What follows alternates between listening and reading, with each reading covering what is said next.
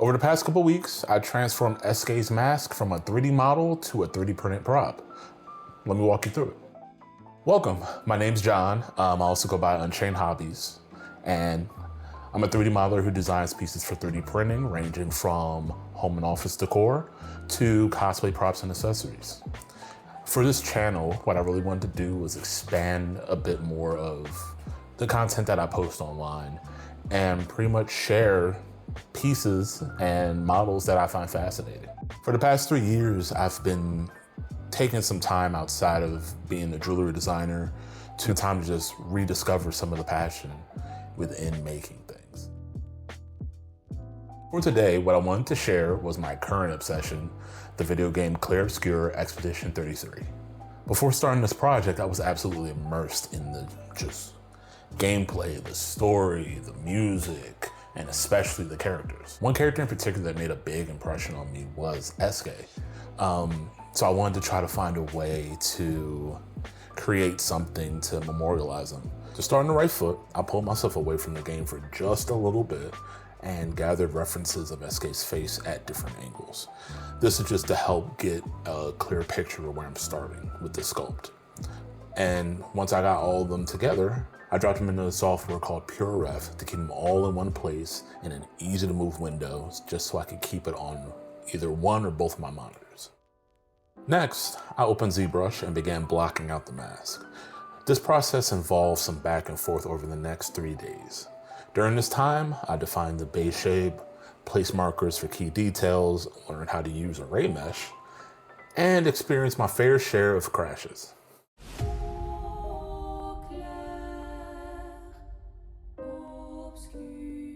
After going through and adding a bit more texture to the main mask, I prepared the model for 3D printing by separating the mask into parts and adding registration points when needed.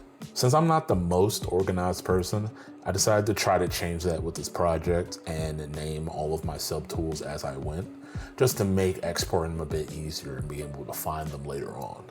When I was ready for a test print, I scaled the model to fit a 256 by 256 build plate. Typically that's your P1S's or your A1 for reference. I went through, decimated it to a lower polygon count, exported each subtool as an STL, and before actually printing, I needed to do some prep work. I imported all the exported files into Bambu Slicer and separated each model into different build plates. Each of these build plates also got their own name just to easily identify what part you're printing. To start off with, I used the slice tool to ensure that every print has a clean and flat first layer. Then I simplified the model just to further lower that polygon count, and ran a mesh repair just to fix any issues that I missed in ZBrush. Once everything was set up, I started to print each part. The entire print in general took about 24 hours. This is if you're running just a single machine. In total, it uses about 650 grams of filament, so just under a single spool.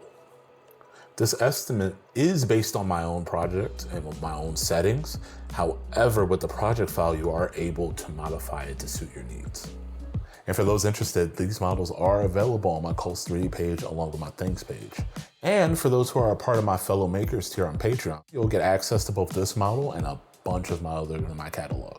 Thank you so much for your support. I really appreciate it. I definitely have to get your models out there for this month though. Please don't hate me. Let's continue with this project. After getting my prints off of their build plates and removing some of the support, I test fitted all the pieces together to make sure they fit.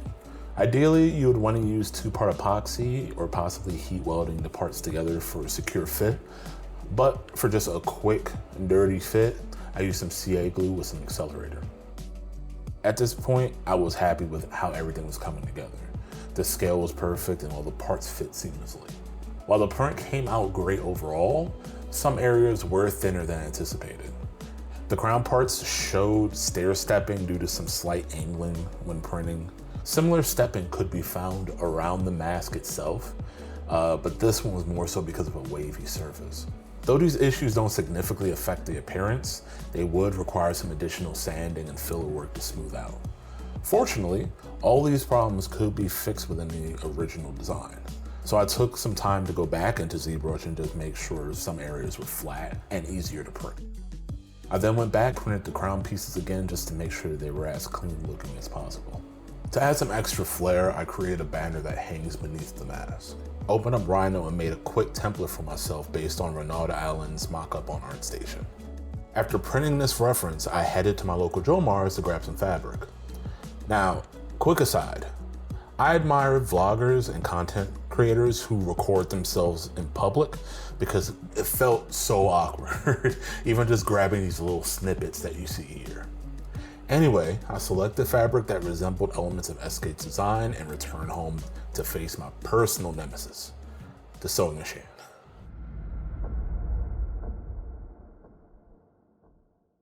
Now, to be honest, I'm not afraid of sewing. I'm just a bit rough at it. Somewhat rusty since I haven't really worked on a big project with it in a while. I do acknowledge that my skills fall between like beginner and novice, and you know what, that's okay. Fortunately for this project, I only needed to sew 2 layers of fabric together, flipping it inside out, pressing the edges flat, and sewing a loop inside for the mask. Now we have a base for our banner. Now for the markings, I chose to go with like a painterly approach and use some gold acrylic paint. I used some masking tape and just went around the border to give myself a nice clean edge to work off of. Unfortunately, the first attempt wasn't great, to be honest. So I flipped that bad boy over and tried again on the other side, which came out with a much better result. I then went back to the main mask and decided to paint in a lot of the details that's present.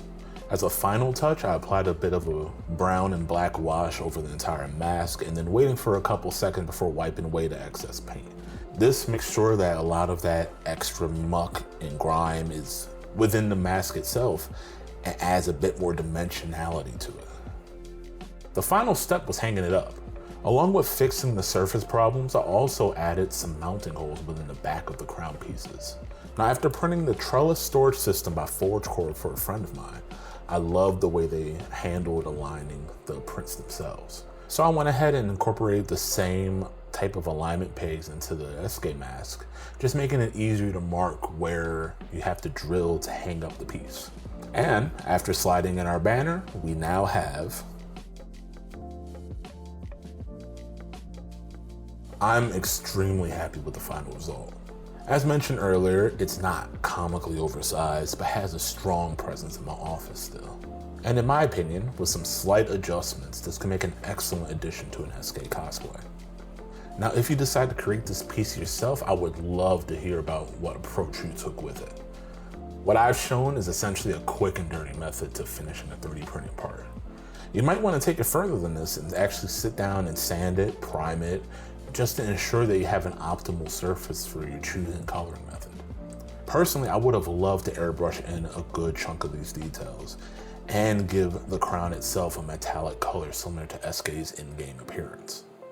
And for the banner, recently I came across a creator named Lunith who, for her Ciel cosplay, actually used a stencil and gold leaf as part of coloring her fabric. That being said, I still love walking to my office each morning and seeing this hanging in the corner.